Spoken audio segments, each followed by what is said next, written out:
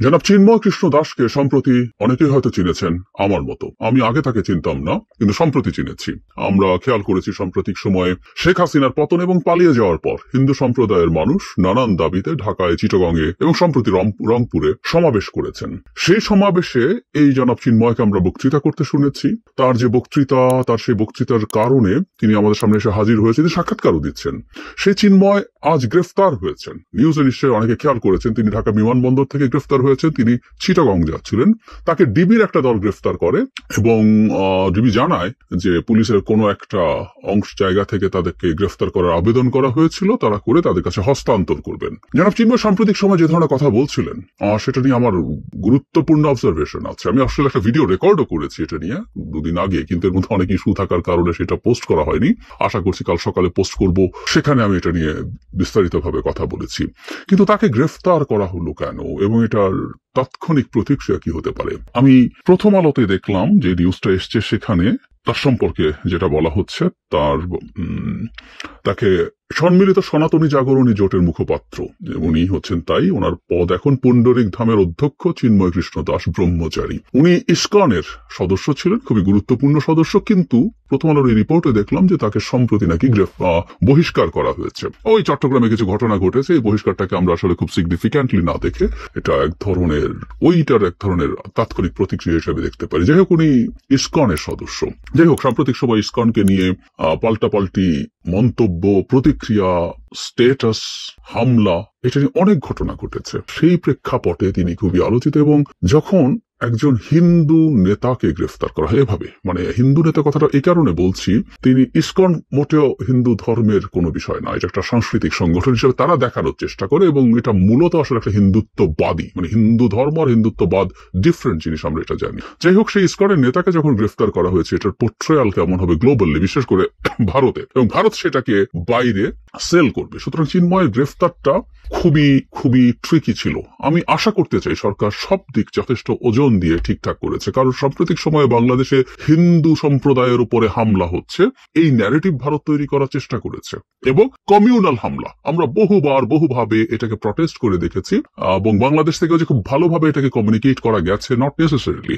আমাদের প্রধান উপদেষ্টা খুবই রাইটলি বলছেন, কিন্তু উইথ দ্য ডকুমেন্টস, এবং প্রয়োজনে ভারতে আমাদের বা জেনুইন মিডিয়া যারা আছে, যারা সত্যিকার অর্থে মিডিয়া হিসেবে কাজ করতে চায়, তাদেরকে এনে এই ধরনের রিপোর্ট করিয়ে গ্লোবালি এটাকে ছড়িয়ে দেওয়া দরকার ছিল। যাই হোক, এই ন্যারেটিভটা আছে। এখন পরবর্তী ন্যারেটিভ কি দাঁড়াচ্ছে? হিন্দু সম্প্রদায় তাদের উপরে কমিউনাল ভায়োলেন্স এর প্রতিবাদ করছে, সেই প্রতিবাদ যিনি নেতৃত্ব দিচ্ছে, সেই প্রতিবাদের যিনি নেতৃত্ব দিচ্ছেন, তাকে গ্রেফতার করা হয়েছে। তার মানে বাংলাদেশ এখন এতটাই এক্সট্রিমিস্ট হয়ে গেছে, বাংলাদেশের ডেমোক্রেসি বলে এখন এতটাই কিছু নেই যে এখানে একজন ভিন্ন মত যারা তাদের অধিকার অর্জনের জন্য মাঠে নেমেছে, তাদেরকেও গ্রেফতার করা হচ্ছে। এই হচ্ছে ন্যারেটিভ। এই ন্যারেটিভটা একরকম অস্ত্র তুলে দেওয়া বলে মনে হতে পারে। আবার সাম্প্রতিক সময়ে জনাব চিন্ময় যে ধরনের বক্তব্য দিচ্ছে, আমি আবারও বলছি, আগামীকালের ভিডিওটাতে সেটা নিয়ে আলোচনা আছে, যে ধরনের বক্তব্য দিচ্ছিলেন এবং যা করছিলেন, সেটাও সরকারের স্টেবিলিটিকে বিরাট ভাবে আঘাত করছিল। সরকারকে ডিস্টেবিলাইজ করার জন্য জনাব চিন্ময় কাজ করছিলেন। তার সাম্প্রতিক কর্মকাণ্ডে সেটা মনে হবার যথেষ্ট যৌক্তিক কারণ আছে। আর আপনি যতটুকু তথ্য মিডিয়া পাবলিশড নিউজ থেকে পাই, সরকারের কাছে তার চেয়ে বেশি তথ্য থাকার কথা। অবশ্য আমি আজকেই কিছুক্ষণ আগের একটা ভিডিওতে বলেছি যে 1 লাখ থেকে 1 কোটি টাকা সুদমুক্ত ঋণ পাবে বিনা জামানতে, এরকম লিফলেট দেয়া, এরকম জনসংযোগ করার কোন তথ্য সরকার আদৌ পায়নি। এটাও আমার কাছে খুব অবিশ্বাস্য লেগেছে। যাই হোক, সরকার আরো বেশি তথ্য জানার কথা, এবং সরকার নিশ্চয়ই এই দুটো দিক ওজন করে তাকে গ্রেফতারের সিদ্ধান্ত নিয়েছে।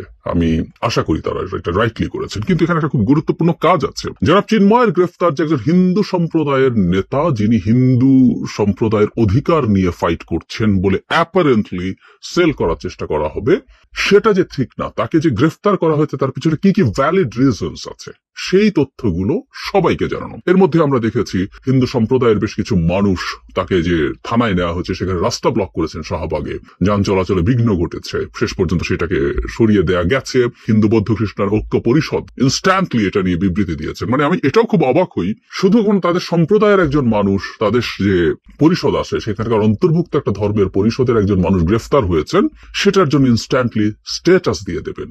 সেটা জানার আগে তাদের উচিত ছিল সরকারের সাথে আলোচনা করে বোঝার চেষ্টা করা সরকার তাদেরকে কি জানাচ্ছে।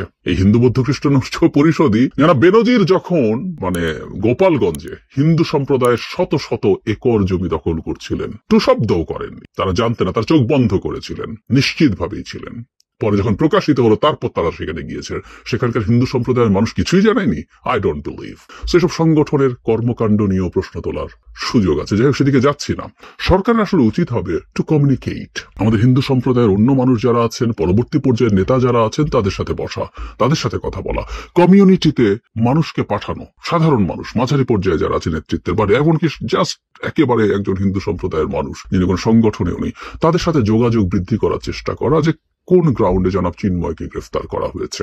কারণ শুধু ঢাকা ইনস্ট্যান্ট এই যে তাদের জমায়েত হওয়ার চেষ্টা তা না, এটাকে কেন্দ্র করে আরো বিভিন্নভাবে তাদের জমায়েত ছড়িয়ে দেওয়ার চেষ্টা হতে পারে, এবং প্রতিটা জমায়েত হওয়ার চেষ্টা এর মধ্যে স্যাবোটাজের প্ল্যান থাকতে পারে। হিন্দু সম্প্রদায়কে কেন্দ্র করে বাংলাদেশে একটা হিন্দু কার্ড খেলার সম্ভাবনা আমি দেখছি। কার্ডে খেলা শুরু হয়ে গেছে, কিন্তু মূল কার্ডগুলো এখনো ফেলা হয়নি। সরকারকে এই ব্যাপারগুলো খুব সতর্কতার সাথে ভাবা দরকার, খুব সতর্কতাভাবে ডিল করা দরকার। সরকার খুবই ঝামেলায় আছে বিভিন্ন দিকে, বুঝতে পারছি। হিন্দু ইস্যুটা, হিন্দু সম্প্রদায়ের উপরে অত্যাচার নিপীড়নের তথাকথিত যে অভিযোগ এবং তার প্রতিক্রিয়া যা যা ঘটছে, সরকারকে এই ব্যাপারগুলো খুব সফিস্টিকেটেড ওয়েতে, ইন্টেলিজেন্টলি, ব্রিলিয়ান্টলি, সহনশীলতার সাথে, যেটা সবচেয়ে জরুরি, ডিল করতে পারতে হবে।